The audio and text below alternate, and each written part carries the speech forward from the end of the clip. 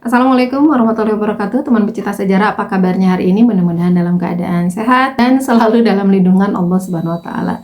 Teman pecinta sejarah, bertemu lagi dengan saya Anissa Amisani. Kali ini di program yang baru dari sejarah kita, yaitu Belajar dari Sejarah. Ini adalah program tentang khusus sebetulnya ya, tentang mendidik anak-anak kita.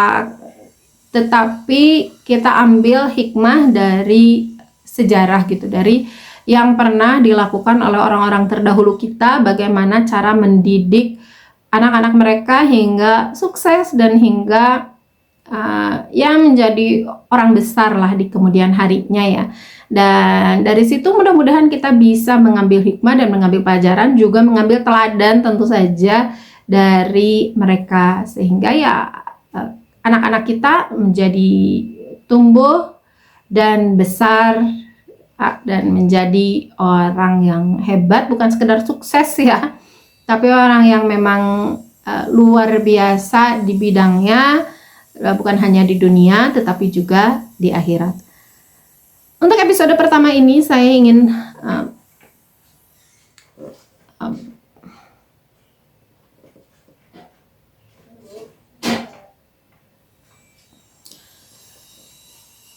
sebetulnya program ini terlahir dari kekhawatiran saya ya secara pribadi, dan mungkin kekhawatiran hampir semua orang tua, hampir semua pendidik lah ya, yang melihat betapa buruknya sistem pendidikan kita. Dan bukan pendidikan satu, buruknya sistem pendidikan pemerintah atau negara, tetapi juga buruknya cara mendidik orang tua zaman sekarang, dan buruknya juga lingkungan. Jadi luar biasa ya anak-anak kita sekarang, pendidikannya itu di dalam 3 hal ini: pelajarannya, kurikulumnya, yang kedua pendidikan di orang tuanya, di keluarganya, juga lingkungannya, itu sama-sama tidak mendukung mereka untuk menjadi orang yang hebat.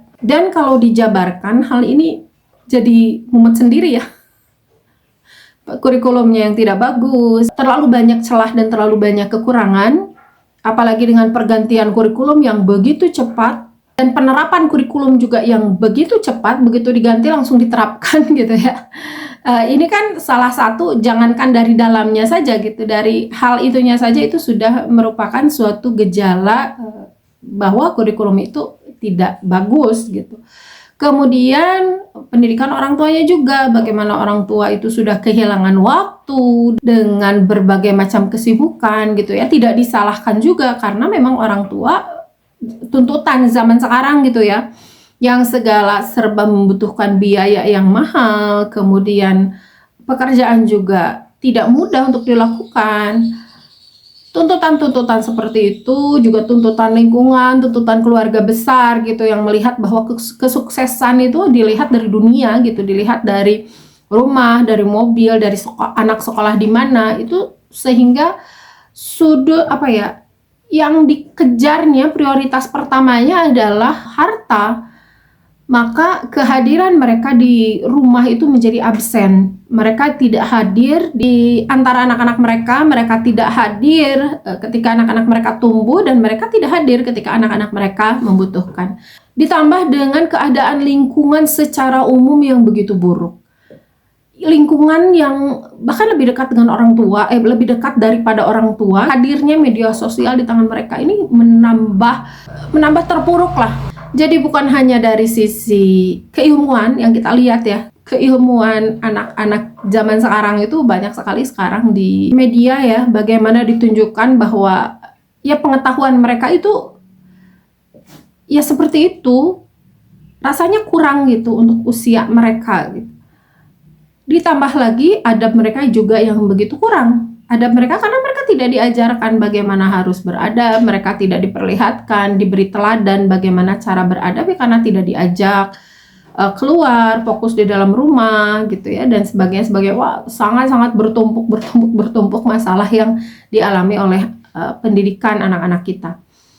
Dari situ saya ingin sedikitlah membagi bahwa pendidikan anak-anak itu tidak dimulai dari sekarang. Zaman dulu juga ya jelas ya anak-anak ada ya, maka pendidikan anak juga dari sejak anak-anak itu ada ya ada gitu. Dengan pola-pola tertentu, dengan teknik-teknik tertentu, dengan program-program yang banyak gitu. Ada yang menghasilkan seorang anak menjadi tokoh besar, ada juga yang tidak. Maka dari dua hal itu saya ingin belajar dari mereka, dari orang tua mereka bagaimana cara mendidik anak-anaknya gitu sehingga menjadi seorang besar. Juga belajar dari orang-orang yang mereka tidak sukses juga gitu. Mereka orang yang gagal lah katakanlah gitu ya. Dari sisi bisa dunianya, bisa akhiratnya gitu. Dari situ juga kita belajar. Dan untuk yang pertama ini, saya ingin mengambil satu pelajaran yang sangat berharga ya. Dari yang pertama sekali tentu saja dari Rasulullah SAW. Sudah dibahas bagaimana kisah Rasulullah SAW sewaktu kecil ya.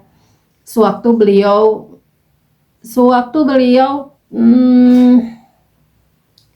dari lahir, sekarang sudah sampai di masa Madinah gitu ya. Mungkin kita bisa berbalik ke belakang dan melihat bagaimana pola asuh yang diterapkan oleh orang-orang yang mengasuh beliau gitu. Yang pertama, beliau itu kan diasuh bukan oleh orang tua biologis ya, karena orang tua biologisnya itu ayah terutama itu sudah wafat sejak beliau dalam kandungan. Beliau diasuh oleh ibu kandungnya yang pertama, kemudian oleh ibu susunya Salimah Asandia, kemudian juga diasuh oleh kakeknya, dan terakhir diasuh oleh pamannya hingga beliau dewasa. Dari pengasuhan ini kita bisa mengambil contoh ya bagaimana Rasulullah SAW itu dididik hingga sesukses itu. Kalau bicara tentang kesuksesan Rasulullah SAW, ini seulas saja ya, karena ya kita masing-masing sudah tahu lah bagaimana sukses beliau. Tetapi secara umum beliau adalah orang pertama, orang di ranking pertama, kalau mau di ranking pertama dalam perannya sebagai anak yang berbakti. Beliau juga orang pertama di ranking pertama terbaik ketika beliau berperan sebagai suami. Kemudian orang terbaik juga ketika beliau berperan sebagai ayah. Orang terbaik juga ketika beliau berperan sebagai kakek. Jadi ayah terbaik, kakek terbaik, itu baru di keluarga tuh. Udah berapa peran ya? Udah 4 peran. Kemudian beliau juga terbaik di lingkungan masyarakat. Beliau menjadi orang pertama dalam segala bidang. Satu, dalam kecerdasan, beliau paling unggul di antara para sahabat-sahabat beliau. Sehebat-hebatnya Khalid bin Walid dalam berperang, dalam taktik berperang, itu kalah dari taktiknya Rasulullah SAW. Sehebat-hebatnya Zaid bin Sabit dalam hafalan, itu tidak lebih hebat dari hafalannya Rasulullah SAW. Sehebat-hebatnya, siapa lagi ya? Umar dalam fisik bergulat, tidak lebih hebat dari Rasulullah SAW. Beliau pernah mengalahkan jagoan gulat nomor 1 di Makkah. Kemudian dalam hal perdagangan, sehebat-hebatnya Abu Bakar, tidak lebih hebat dari Rasulullah SAW dalam berdagang. Dan dalam segala bidang dan terutama dalam kepemimpinan yang paling menonjol dari Rasulullah SAW adalah dalam kepemimpinan. Kehebatannya apa? Kehebatannya bisa kita lihat dari sekarang, bisa kita lihat sampai sekarang. Dari satu pribadi Rasulullah SAW, beliau bisa menyebarkan dan mengenalkan dalam tanda kutip ya. Karena kehebatan beliau, nama beliau itu terkenal sampai seluruh dunia hingga berabad-abad, hingga lintas generasi. 1400 tahun dari sejak beliau hijrah, itu bukan dari sejak beliau lahir ya, tapi dari sejak beliau hijrah. Karena itu era baru lah katakanlah, 1450 tahun berlalu dan rasanya di setiap dunia mengenal beliau, baik dia adalah pengikut beliau ataupun bukan. Yang bukan pengikut beliau banyak, tapi mereka mengenal beliau. apalagi pengikutnya tidak mungkin tidak kenal beliau. Bahkan seseorang yang pengikutnya juga pengikut sekilas gitu ya, Islamnya Islam sekilas, Islam KTP, tidak mungkin tidak tahu yang namanya Muhammad Sallallahu Alaihi Wasallam. Itu dari syahadat saja sudah disebutkan ya. Dan beliau sebagai personal yang paling luar biasa sih, yang apa ya, yang poin yang maksudnya semua dari beliau itu luar biasa banget ya. Semua yang ada di dalam diri beliau itu luar biasa. Jadi kalau diceritakan keluar biasaan beliau itu sulit untuk kita tiru ya, sulit untuk kita tiru. Tetapi tetap ada yang bisa dalam satu bidangnya ya. Ada, jadi kayak sahabat Khalid itu meniru dari sisi ketentaraannya gitu, dari sisi kepemimpinannya dalam berperang. Ali meniru beliau dari sisi keilmuannya, juga keahlian dalam memimpinnya. Abu Hurairah itu mengikuti beliau dari setiap sabdanya dan ilmu yang diberikan, dan masing-masing itu di perannya masing-masing menjadi unggul, menjadi diri mereka sendiri. Dan tidak ada pemimpin yang bisa sampai seperti ini ya. Tidak ada pemimpin yang bisa memunculkan anggotanya itu sampai ke titik maksimalnya mereka gitu. Sehingga seolah-olah orang itu tidak punya kekurangan. Padahal setiap manusia punya kekurangan. Contoh Umar, seolah-olah Umar itu dia tidak punya kekurangan. Padahal aslinya beliau punya kekurangan karena beliau manusia. Atau Rasulullah juga punya kekurangan karena beliau manusia. Tetapi kelebihan Umar yang sangat maksimal dalam hidupnya, dan itu oleh Rasulullah SAW, tentu saja peran itu gitu ya, peran pendidikan terhadap Umar itu, di belakang Umar itu Rasulullah SAW. Bisa sampai maksimal Umar itu keberhasilannya, sehingga kekurangannya itu tidak terlihat gitu. Yang kita lihat itu hanya kelebihan.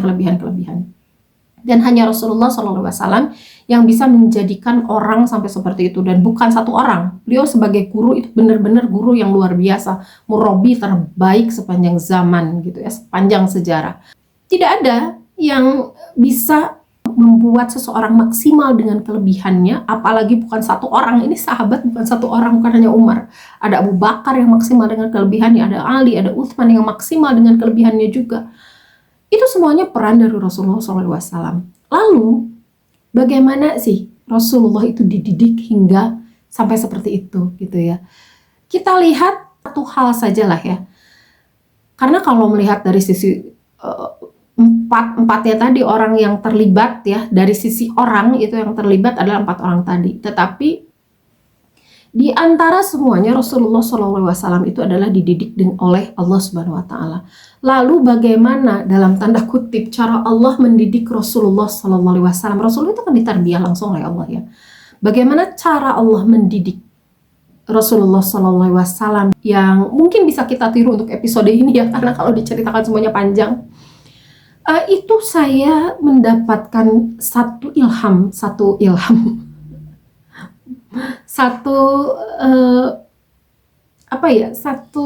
hikmah dari satu peristiwa ketika beliau itu masih remaja.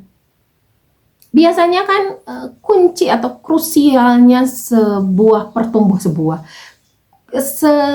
satu sistem pertumbuhan itu, titik krusialnya itu ada di remaja kan ya. Masa-masa remaja antara peralihan, sebenarnya remaja tidak ada juga sih, tetapi peralihan lah ya menuju proses balik gitu. Dan ini adalah peristiwa yang dialami oleh Rasulullah, dan terlihat betul-betul penjagaan Allah terhadap Rasulullah SAW, tarbiyah Allah terhadap Rasulullah SAW yang luar biasa, yang mungkin bisa kita tiru ya. Suatu hari Rasulullah SAW itu ketika masa ya anak-anak menuju dewasa ya, masa remaja lah yang boleh dikatakan, beliau itu sedang dengan teman-temannya itu sedang bekerja. Mereka sedang menggembala ternak dan menerima upah ya. Dan mengembalakan kambing tentu harus mencari padang rumput yang banyak gitu ya, dan jauh dari perkotaan. Pada suatu hari, beliau itu dengan teman-temannya dari kejauhan, sementara domba-domba mereka makan ya, lihat dari kejauhan ada keramaian di kota Makkah. Dan ada suara-suara yang terdengar gitu, sayup-sayup. Rasulullah kepo tuh, bertanya sama temannya, apaan itu ya? ada kejadian apa itu ya? Lalu sahabatnya bertanya, itu ada pernikahan Fulan bin Fulan gitu, yang dirayakan dengan sangat-sangat meriah. Ada tampilan-tampilan dan sebagainya. Rasulullah SAW belum pernah melihat hal itu. Kata temannya, sok coba deh kamu lihat sekali-kali gitu hal seperti itu. Lalu teman-temannya setia kawan, biar Rasulullah SAW agak gaul dikit gitu, biar tidak penasaran, mereka menawarkan untuk jagain kambingnya Rasulullah SAW. Ini kami jagain aja, sekalian kami jaga kambing-kambing kami juga. Kamu sana gih nonton, biar tahu gitu. Lalu Rasulullah mengikuti saran tersebut. Beliau lalu turun kembali ke Mekah, tetapi di jalan tiba-tiba beliau merasa berteduh dulu gitu ya, dan merasa mengantuk dan tertidur. Ketika beliau kembali kepada teman-temannya, kegembalaannya, ditanya oleh temannya, gimana sudah lihat? Rasulullah malah menceritakan, saya tiba-tiba mengantuk, saya tidur, dan saya melewatkan acara tersebut. Ya disesalkan oleh teman-temannya, sayang banget, kenapa? Udah besok kan masih ada tuh acaranya gitu, kalau tidak salah sampai 3 hari lah, besok sampai masih ada tuh acaranya, kamu ikut ya, nanti gembalaannya kita yang jaga kayak sekarang, kamu ikut biar tahu gitu, biar nggak penasaran. Besoknya akhirnya beliau juga berangkat seperti tadi gitu ya, besoknya berangkat, tapi kejadian lagi, beliau tertidur lagi, singkatnya gitu. Pas pulang gitu lagi, pada akhirnya Rasulullah itu memiliki kesadaran bahwa ya udahlah, kayaknya saya memang nggak cocok untuk nonton gituan gitu. Mungkin saya nggak boleh gitu ya, mungkin saya nggak boleh nonton gituan, udahlah, nggak penasaran juga kok gitu, nggak penasaran lagi gitu, udah aja. Berarti ya nggak jodohnya gimana gitu ya, bukan jodohnya itu maksudnya nggak ada takdir gitu di situ, nggak ada takdir untuk menonton itu gitu. Pada akhirnya ya udah menyerah beliau dengan hal itu. Dan dari sini kita bisa melihat pendidikan Allah ya, tarbiyah Allah kepada Rasulullah SAW. Jika kita, teman-teman pecinta sejarah, jika kita mau anak-anak kita ketika sudah dewasa begitu terjaga dari kemaksiatan, maka ketika remaja, ketika kecil, kita memang harus memprotek betul-betul mereka dari kemaksiatan. Jangan sampai mereka menyukai hal-hal seperti itu. Jangan diakrabkan dengan hal-hal seperti itu. Dan ini juga berlaku sebaliknya. Kalau kita mau anak kita akrab dengan kebaikan, maka akrabkan dia dari kecil dengan kebaikan tersebut. Kalau kita tidak mau anak kita akrab dengan suatu kemaksiatan, maka jangan sampai kita mengakrabkan, mengenalkan anak-anak tersebut dengan kemaksiatan. Cukup tahu aja, Rasulullah kan dikasih tahu tuh, oh itu perayaan, di perayaan itu perayaan pernikahan, di perayaan itu ada acara gini gitu. Dikasih tahu sama temennya, dan cukup sebatas itu gitu. Maka itu juga yang kita lakukan pada anak-anak kita. Yuk protek anak-anak kita dari segala kemaksiatan. Cukup tahu aja. Misalnya tahu bahwa oh itu adalah, misalnya ada orang yang mohon maaf ya, merokok misalnya di jalanan, kasih tahu itu merokok, itu gini. Cukup dikenalkan seperti itu gitu. Jangan masuk ke lingkungan orang yang merokok gitu ya. Nggak usah, nggak perlu gitu. Dan harus diberitahu mereka bahwa tidak baik untuk kesehatan, bahwa dalam Islam juga dilarang gitu ya. Saya mohon maaf yang berpendapat berbeda dengan saya ya. Ini hanya pendapat saya mengikuti fatwa ulama gitu ya, fatwa MUI maksud saya. Atau hal-hal lainnya gitu. Seperti misalnya masalah pacaran, kita tidak mau anak kita kenal kita tidak mau anak kita kenal dengan pacaran gitu, cukup tahu aja gitu. Nah, kita kasih tahu tuh anak kita yang usia remaja, atau usia remaja sekarang kayaknya lebih awal ya, mungkin anak-anak SD itu kasih tahu bahwa di luar itu orang-orang banyak yang berhubungan antara laki-laki perempuan, dan itu tidak boleh. Nah, jadi tanamkan juga ketidaksukaan kita terhadap maksiat tersebut. Dan ketika kebaikan, tanamkan rasa cinta kita terhadap kebaikan tersebut gitu. Dan ini memang dari teladan kita. Kalau kita mau anak kita tidak mau pacaran misalnya, ya berarti kita jangan berakrab-akrab dengan lawan jenis di luar rumah kita. Kasih contoh kepada mereka bahwa kita itu menjaga diri dari hal-hal yang tidak kita sukai, karena kita nggak suka gitu, karena itu sangat berpengaruh ya ke anak-anak kita. Bahkan gini, apa yang tidak disukai orang tua dalam hal misalnya binatang yang dia geli gitu, itu nular loh ke anak-anak. Misalnya saya di keluarga, orang tua saya, bapak saya itu geli banget sama cicak gitu, itu nurun ke saya. Nurun banget, saya baru lihat aja udah geli gitu, baru ada di atas kita itu saya harus pindah, anak ketakutan untuk takut dia itu jatuh gitu. takut banget gitu.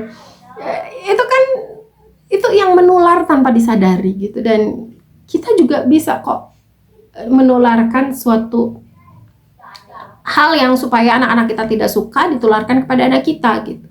Bisa. Hanya masalahnya adalah ya kuncinya ada di kita. Mau tidak kita memprotek mereka.